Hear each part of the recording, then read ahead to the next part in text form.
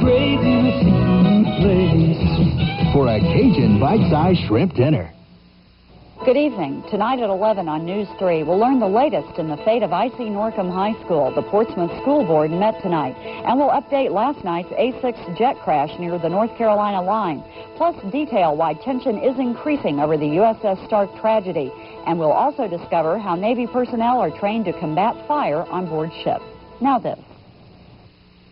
During Fog's Famous Lovers Contest, win a Toyota MR2 from Checkered Flag or weekly TWA trips to Paris with the lover of your choice. And we'll go to Met Park for Dwight Gooden's second appearance, and Andy Roberts will tell us what's in store weather-wise. Join us tonight at 11.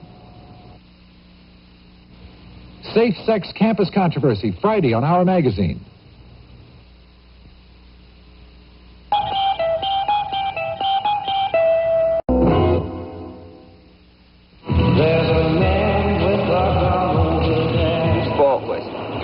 Time ago. Saturday.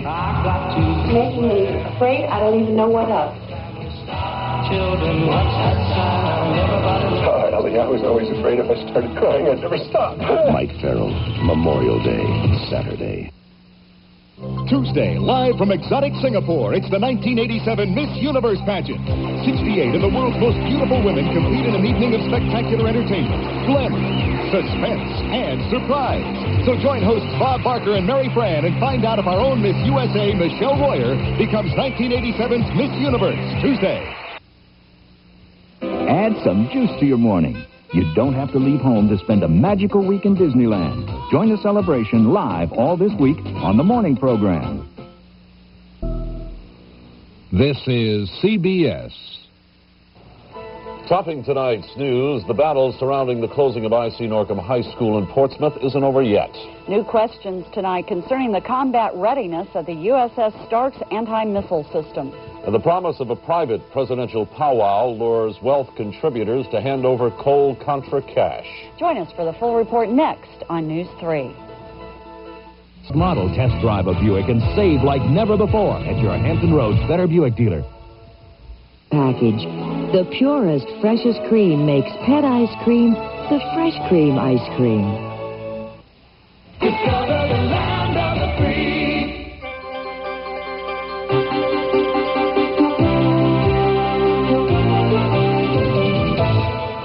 Good evening, everyone. I'm Ed Hughes. And I'm Michele Harvey. The Portsmouth School Board tonight is trying to get its school system back on track after a very rocky 2-month period. News 3 reporter Gene Kapp is standing by live and tells us the school board is trying to address a wide range of topics. Everything from methods of grading to the future of IC Norcom High School.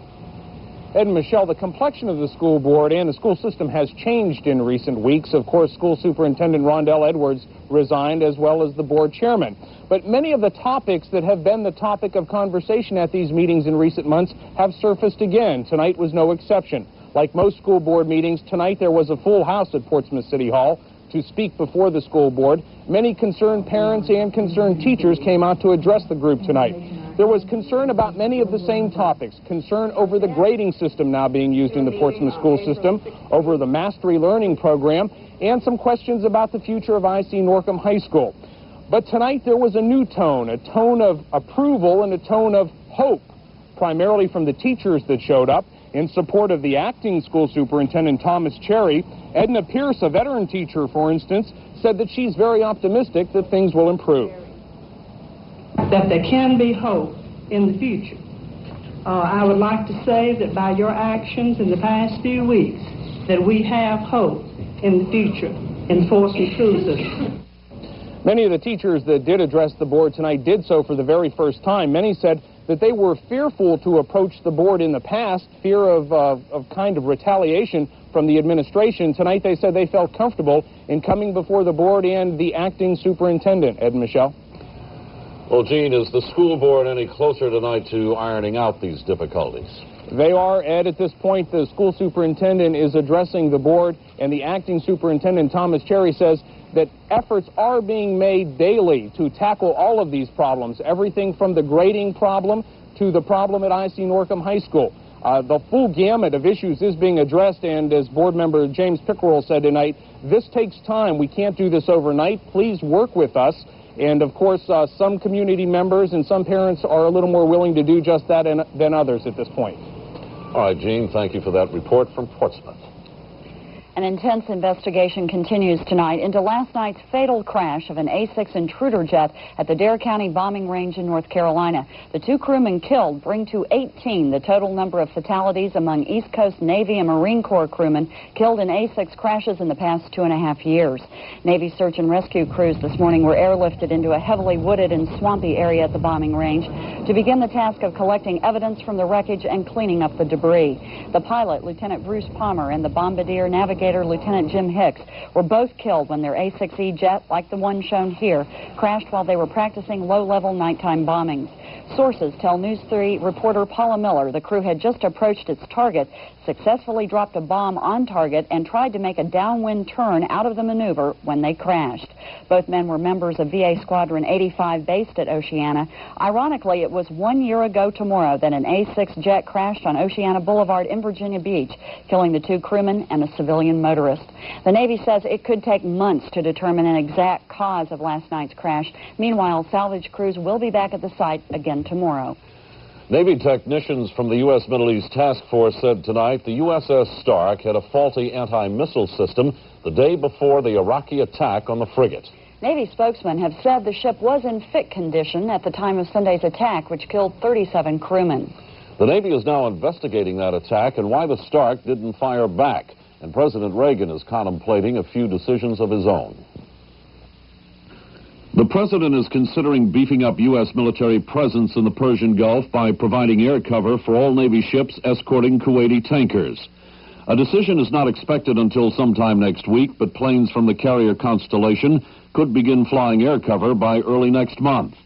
The president is also considering increasing the number of U.S. warships in the Gulf so that it includes the sophisticated Aegis-class cruiser that carries state-of-the-art detection and tracking gear. Iraq now says its plane fired 2 missiles, but those in the know say impossible. The plane carries only 1 missile, and that 2 planes were involved. Defense Secretary Weinberger wants Iraq to produce the pilot. And now I feel the Iraqis should bring forth that pilot and have him detail the events leading to the missile firing or firings. U.S. officials say if 2 planes were involved, the attack was no accident. Meanwhile, the Stark serves as a grim reminder as to just how dangerous it is to patrol and escort in the Persian Gulf. And this development today, the Soviet Union has fired off a strong protest to the United States, saying our guided missile cruiser Arkansas violated Soviet waters today and Sunday in the Bering Sea. The area mentioned is near one of the Soviets' biggest military bases in the Far East, and the Pentagon denies the charge. Foreign Minister Tariq Aziz still says the pilot who attacked the USS Stark believed the target was an Iranian ship, but says that Iraq is prepared to pay compensation to the families of the victims. Meanwhile, Petty Officer Lawrence Bearford, one of 2 sailors injured in the attack, is said to be in good spirits today. The Spotsylvania man, along with Petty Officer James Wheeler, is being treated at a burn center in San Antonio, Texas.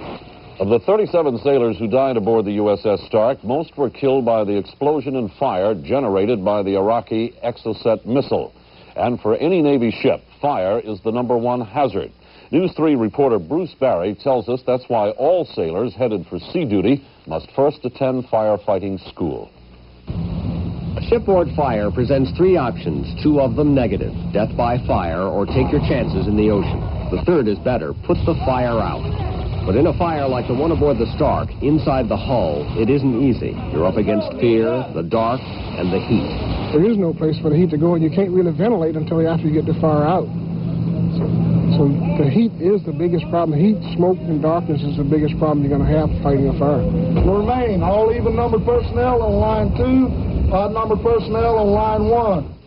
At the school, they light a fire inside a compartment and send the men in to beat it back and put it out. The men who go in have to take their own air with them. This is what we use so that we can breathe in the smoke-filled compartments. You have to believe in the life-saving instruments that you have to help you in it. You have to believe that your OBA is going to work, and you have to wear it, and you have to learn to relax while you're wearing it. Nobody likes firefighting school. It's hot, it's dirty, and you can get hurt.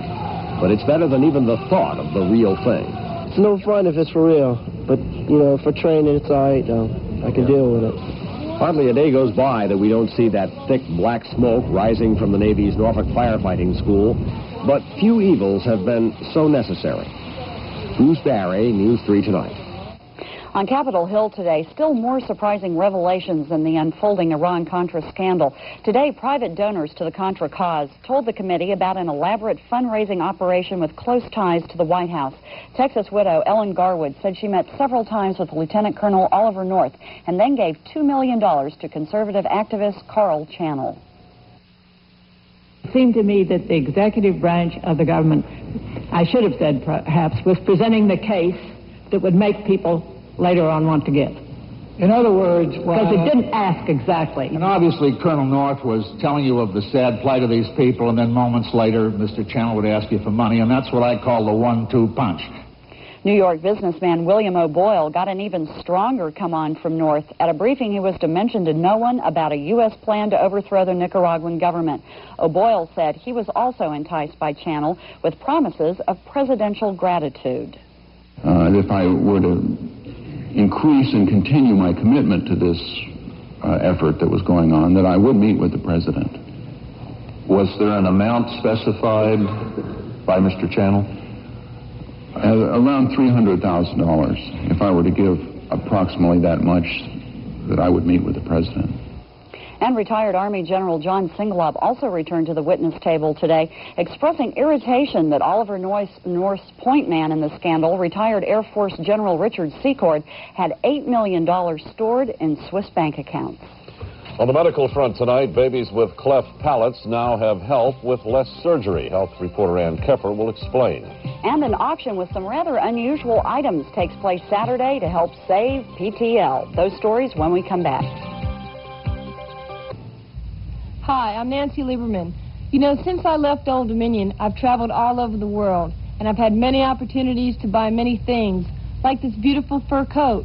But when I think of stereo equipment, there's only one place in the whole world for me, digital sound, in the atrium of the College Park Shopping Center.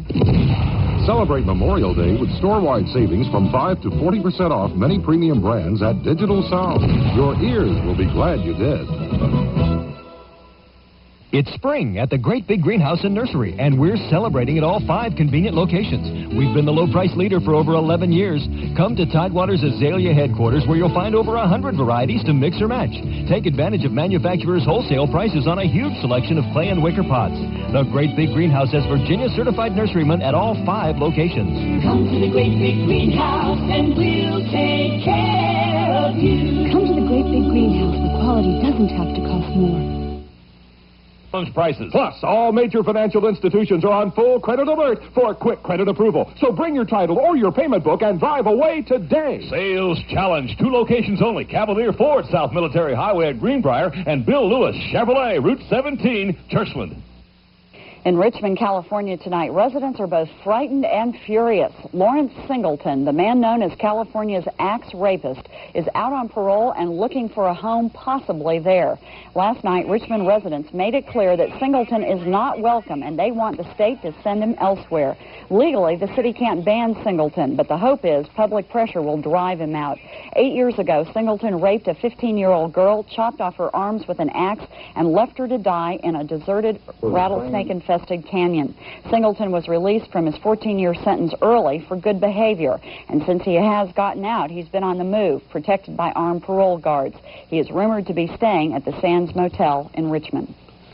A University of Miami football coach and a former Olympic runner were 2 of 34 people indicted today, charged with smuggling and distributing illegal bodybuilding steroids. Former Olympic runner, 35-year-old David Jenkins of Oceanside, California, is being held without bond tonight in San Diego. Authorities believe Jenkins began the ring and was supplied with steroids manufactured at 2 laboratories in Tijuana, Mexico. 31-year-old Pat Jacobs, assistant University of Miami football coach, was arrested later today after agents seized steroids, hypodermic needles, and cash from his apartment. Federal officials say the ring claimed to control 70% of the U.S. black market for the drugs used primarily by athletes and bodybuilders to increase their muscle bulk. The use of steroids has been linked to liver cancer, heart disease, hypertension, premature baldness, and scarring acne. More than 3,700 babies were born last year with cleft lip.